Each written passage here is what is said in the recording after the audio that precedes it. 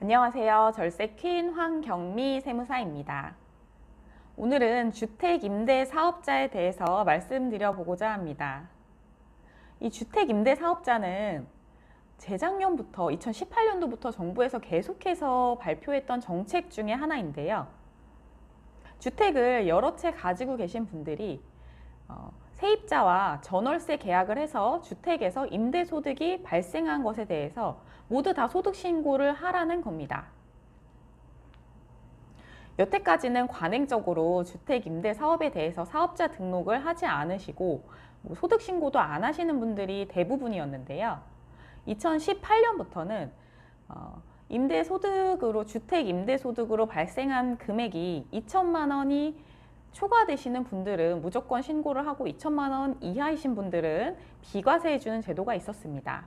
하지만 2019년도에 발생한 주택임대소득부터는 그 소득 금액이 2천만 원에 미달한다 하더라도 100만 원, 200만 원이라 하더라도 무조건 신고를 하셔야 되는 것으로 변경이 되었습니다. 그래서 이 주택임대소득을 양성화시키기 위해서 주택임대사업자 등록하는 것이 의무화가 되었는데요. 지금까지 주택임대사업자 등록을 하지 않으신 분들을 배려해 주기 위해서 정부에서는 2019년도에 소득이 발생하신 분들은 2020년 1월 1일을 사업 개시일로 간주하여서 세법상 사업자 등록 기준일인 사업 개시일로부터 20일 이내인 2020년 1월 21일까지 주택임대사업자 등록을 하면 사업자 등록, 미등록 가산세를 면제하여 준다는 발표를 하였습니다. 2019년도에 주택에서 임대소득이 발생하셨다면 반드시 2020년 1월 21일까지 사업자 등록을 내셔야 되는데요. 사업자 등록은 세무서에 등록하는 것만 의무사항이고 구청은 등록을 하던 안 하던 선택사항입니다. 그 이유는 구청에 사업자 등록을 하시게 되면 단기 임대나 준공공임대 4년, 8년짜리 임대주택을 등록하실 수가 있으신데요. 임대 의무 기간을 준수하셔야 하고 임대료 상한 조건 5% 이내, 갱신하실 때마다 5% 이내 조건을 충족을 하셔야 됩니다. 까다로운 조건들이 있기 때문에 구청에 8년째를 등록하셨다가 5년 만에 주택을 처분하게 되시면 과태료가 최고 3천만 원까지도 발생되실 수가 있습니다. 그렇기 때문에 이번에 소득세 신고를 하기 위해서는 세무서에만 등록하는 것으로 의무사항이 정해져 있습니다. 세무서에 등록을 하시고 1년, 2년 뒤에 파셔도 그것은 과태료가 없기 때문에 소득세 신고를 하기 위해서는 세무서에만 등록을 하라는 것입니다. 그러면 주택을 가지고 계신 분들이 어떤 분들이 소득세가 과세되는지 일단 살펴보면 1주택자부터 보면 1주택자 분들은 비과세입니다. 다만 기준시가가 9억 원이 초과되시거나 국외 소재의 주택을 가지고 계시다면 1주택자라 하더라도 과세가 됩니다. 그리고 2주택을 가지고 계신 분들은 월세액에 대해서만 과세가 되십니다.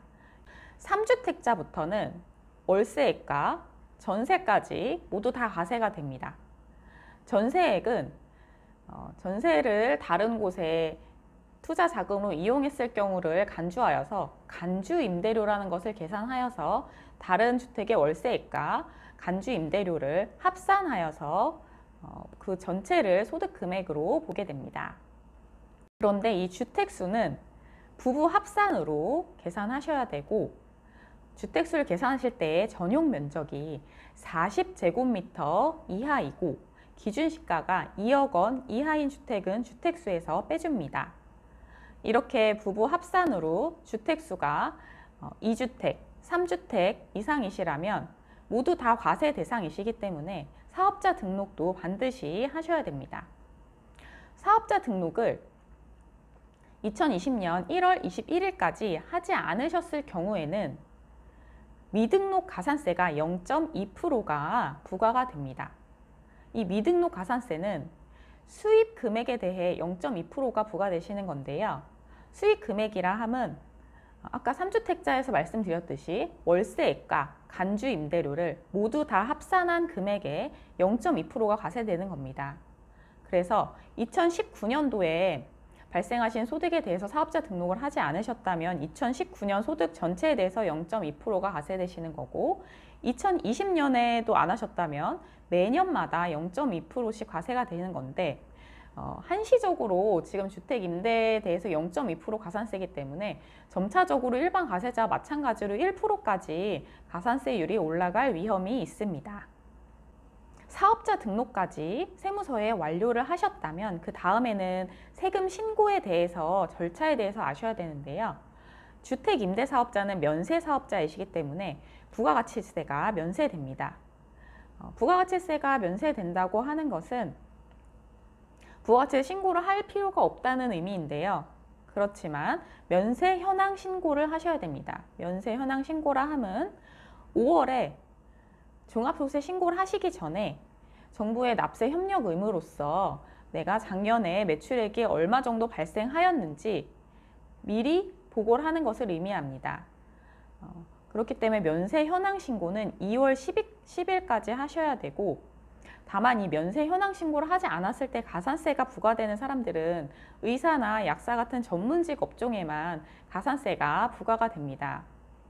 하지만 면세 현황 신고를 하지 않았을 경우에 불시에 국세청이나 세무서 직원이 방문하여서 현장 점검을 할 위험이 있기 때문에 반드시 기한 내에 면세 현황 신고까지 해 두시는 것이 좋습니다. 면세 현황 신고를 2월 10일까지 하시고 5월 31일까지 종합소득세 신고를 하셔야 되는데요. 이 주택 임대에서 발생한 소득 금액이 2천만 원 이하라고 하신다면 종합과세와 분리과세 중에 선택하실 수가 있습니다. 종합과세는 근로, 배당, 이자 같은 모든 소득과 합산하여서 종합적으로 신고하는 것을 의미하는데, 이 종합과세는 모든 소득을 합산하여 신고하기 때문에 과표 구간이 조금 더 올라가서 불리하게 적용되실 수가 있습니다. 분리과세는 이런 다른 소득들과 별개로 이 주택 임대 소득만 따로 구분하여서 신고하는 건데요. 구청과 세무서에 두 군데 다 사업자 등록을 하신 분들만 필요 경비율을 60%를 적용하여 드리고, 세무서에만 등록을 하셨다면 필요 경비가 50% 적용되어서 14%의 세율을 적용받으십니다. 그리고 주택 임대 소득이 2천만 원을 초과한다고 하더라도 구청과 세무서에 모두 등록을 하고 8년짜리 준공공 임대주택을 등록을 하셨다면 세액 감면이 최고 75%까지도 적용하여 드립니다. 종합소득세 신고까지 완료가 되셨다면 국세청에서 이 소득세 신고 내용을 건강보험공단에 이전을 하게 됩니다. 그러면 건강보험공단에서 소득액을 다시 추정하여서 개인 사업자 같은 경우에는 지역가입자로 변경이 되고, 작년에 발생한 소득과 비례하여서 건강보험료를 정산해서 추징하게 됩니다.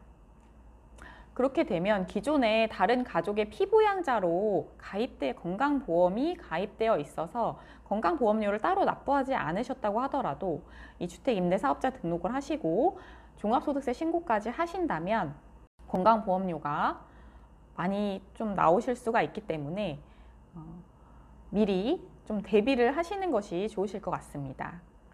그러면 이렇게 주택임대사업자 등록을 하시면 면세현황 신고나 종합소득세 신고도 하셔야 되고 건강보험료도 납부되시기 때문에 주택임대사업자 등록을 망설이는 분들이 계실 것 같은데요. 정부에서는 지금 주택임대사업자 분들을 통제하기 위해서 모든 전산망을 통합시켜서 관리한다고 합니다. 전월세 계약을 하고 나서 확정일자 신고하고 전입 신고하고 그리고 월세 세액공제 받는 것들을 모두 다 구청이나 대법원, 주민센터 이런 곳들에 모두 각자 신고한 내용들이 모두 전산이 통합되어서 관리가 된다는 겁니다. 그렇기 때문에 이런 정보들이 이미 노출되어 있기 때문에 사업자 등록을 하지 않으시게 되면 사업자 등록 미등록 가산세가 부과되실 수 있기 때문에 반드시 세금 납부 의무가 발생하신 분들은 1월 21일까지 사업자 등록을 하고 연세 현황 신고, 종합소득세 신고까지 모두 다 완료해 드리는 것을 추천해 드립니다. 유용한 정보가 되셨나요? 그러면 구독과 좋아요 눌러주시고요. 저는 다음 영상에서 더 유익한 정보로 찾아뵙겠습니다. 감사합니다.